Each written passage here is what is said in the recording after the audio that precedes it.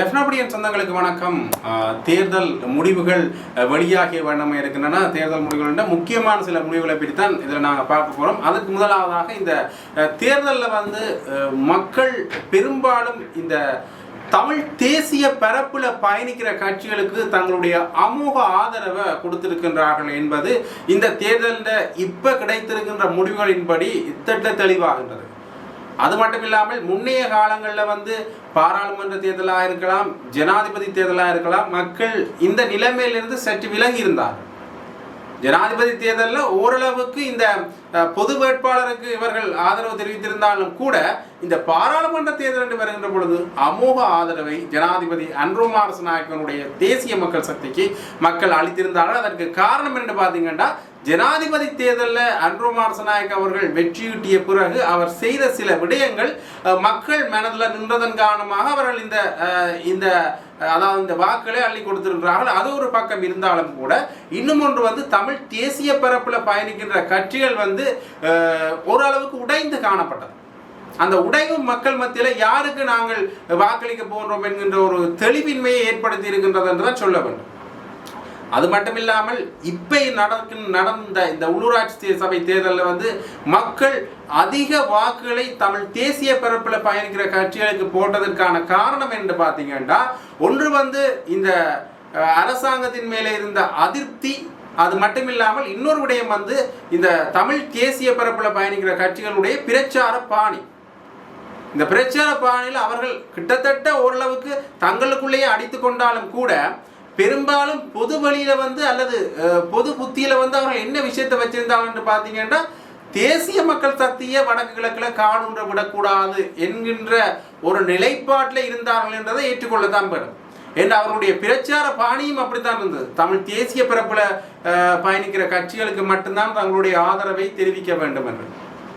அண்மையில் அர்ச்சுனா ராமநாதன் கூட தன்னுடைய பதிவுகளில் சரி, பொது வழியில் பேசுகின்ற பொழுது சரி, என்ன விடயத்தை சொல்லியிருப்பாருன்னு பார்த்தீங்கன்னா, நான் பங்கேற்காத சபைகளில் எனக்கு மக்கள் வாக்களிப்ப விரும்பினால் அந்த வாக்குகளை சைக்கிள் சின்னத்தில் பயணிக்கிற கஜேந்திரகுமார் பொன்னம்பலம் அவர்களுடைய கட்சிக்கு அளிக்க வேண்டும் என்ற விடயத்தன் யார் சொன்னு பார்த்தீங்கன்னா அர்ச்சுனா ராமநாதன். ஆகவே இந்த தமிழ் தேசிய பரப்பில் பயணிக்கிற கட்சிகளாக இருக்கட்டும், சுயேட்சை குழுக்களாக இருக்கட்டும், ஒட்டுமொத்தமாக இந்த தமிழ் கட்சிகளுடைய முக்கியத்துவத்தை அல்லது தமிழர்கள் இருக்கின்றார்கள் அல்லது தமிழர்களுடைய இருப்பை உறுதி செய்ய வேண்டிய முக்கியத்துவத்தை மக்களுக்கு பிரச்சாரங்கள் மூலம் வழங்கினார்கள் என்பதுதான் ஒரு உண்மையான விடயம்.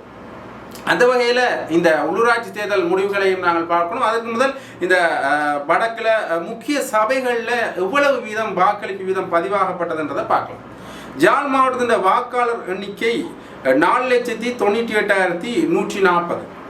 அதில் அளிக்கப்பட்ட வாக்குகள் 2,81,739 அளிக்கப்பட்ட வாக்குகள். கிட்டத்தட்ட மொத்தமாக 56.6% வாக்குகள் அளிக்கப்பட்டிருக்கின்றன.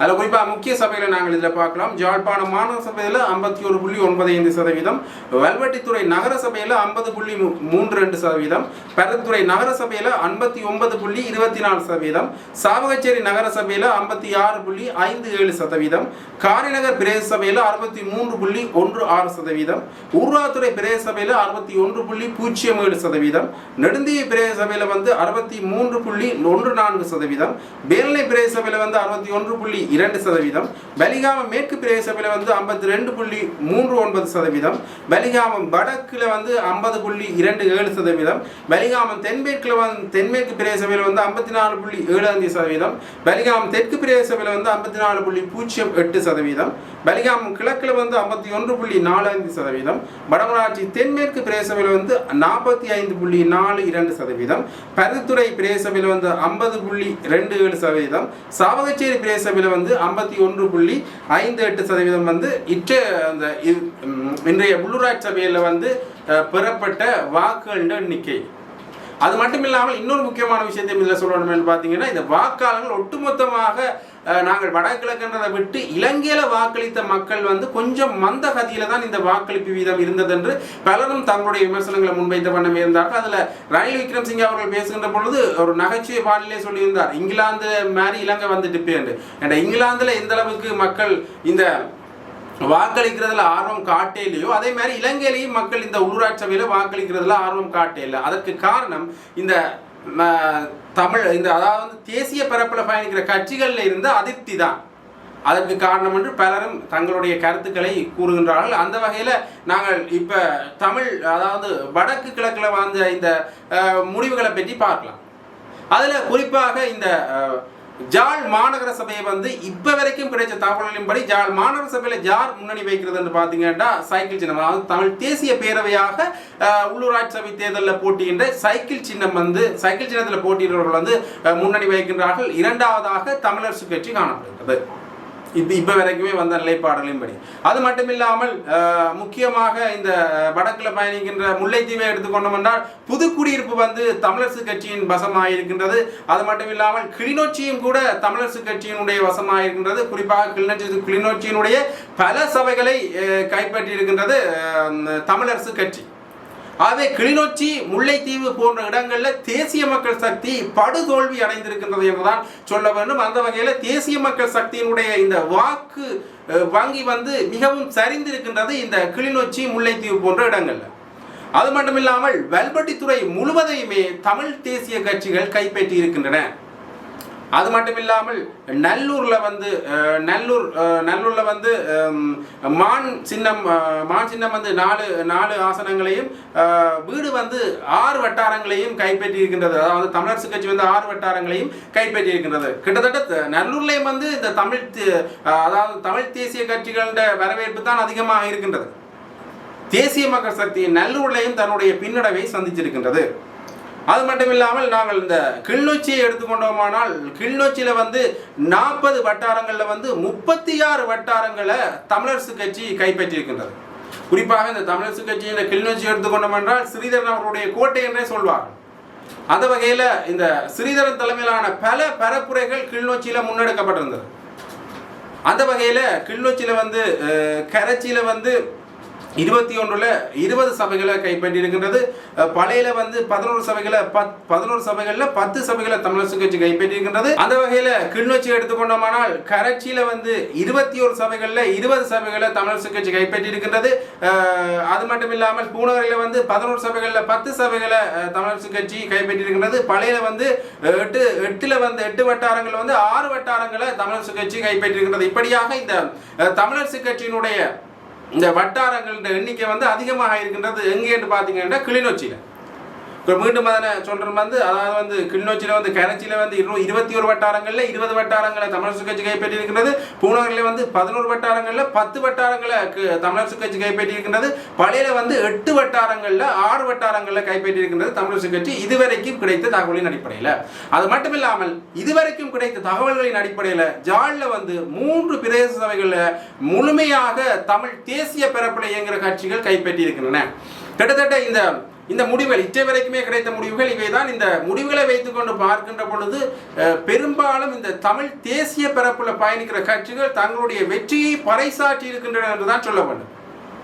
ஏனென்றால் முன்னைய நாட்களில் இழைத்த தவறுகள் சம்பந்தமாக பல இடங்களில் விமர்சனம் மேற்கொள்ளப்பட்டது. அந்த வகையில் சுமந்திரன் அவர்கள் கடுமையாக இந்த தேசிய மக்கள் சக்தியினுடைய மேஜர் வேட்பாளர் மீது விமர்சனம் செய்திருந்தார்.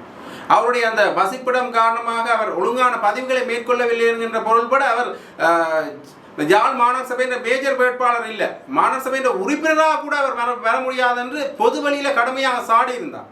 அது மட்டும் இல்லாமல் அண்மையில வட்டுக்கோட்டையில் நடந்த பிரச்சாரத்தில் வந்து சுபாஷ் அவர்கள் இந்த தேசிய மக்கள் சக்தியை சாடியிருப்பார், ஜேவிபியை வந்து சவப்பட்டிக்குள் மூடுவேன் என்று பல பிரச்சார நடவடிக்கைகளை இவர்கள் முழு மூச்சில் மேற்கொண்டிருந்தார்கள். இந்த தமிழ் தேசிய பரப்பில் பயணிக்கின்ற கட்சிகள் வந்து பெரும்பாலும் தங்களுடைய பிரச்சார வகைக்குள்ள எதை கொண்டு வந்தார்கள் என்றால் ஜேவிபி வடகிழக்கில் காலூன்றக்கூடாது, அதாவது ஜேவிபியினுடைய பிரசன்னத்தை குறைக்க வேண்டும் அல்லது முழுமையாக இல்லாமல் செய்ய வேண்டும் என்கின்ற நிலைப்பாட்டில் தான் யார் இருந்தார்கள் என்று பார்த்தீங்கன்னா சைக்கிள் சின்னத்தில் பயணிக்கிற கட்சியாக இருக்கட்டும், மான் சின்னத்தில் பயணிக்கிற கட்சியாக இருக்கட்டும், தமிழரசு கட்சியாக இருக்கட்டும், இப்படியாக தமிழ் தேசிய பரப்பில் ஒட்டுமொத்தமாக பயணிக்கிற கட்சிகள் தங்களுடைய நிலைப்பாட்டில் எதை வைத்திருந்தார்கள் என்று பார்த்தீங்கன்னா இந்த ஜேவிபி உள்ள கொண்டக்கூடாது என்ற ஒரு நிலைப்பாடு. அந்த நிலைப்பாடில் இப்போ அவர்கள் வெற்றி அடைந்திருக்கின்றார்கள் என்று தான் சொல்ல வேண்டும். அது மட்டுமில்லாமல் இவர்களுடைய பிளவு மக்கள் எவ்வாறு இவர்களை அணுக போகின்றார்கள், அதாவது இந்த தமிழ் தேசிய பரப்பில் பயணிக்கிற கட்சிகளுடைய பிளவு மக்கள் இந்த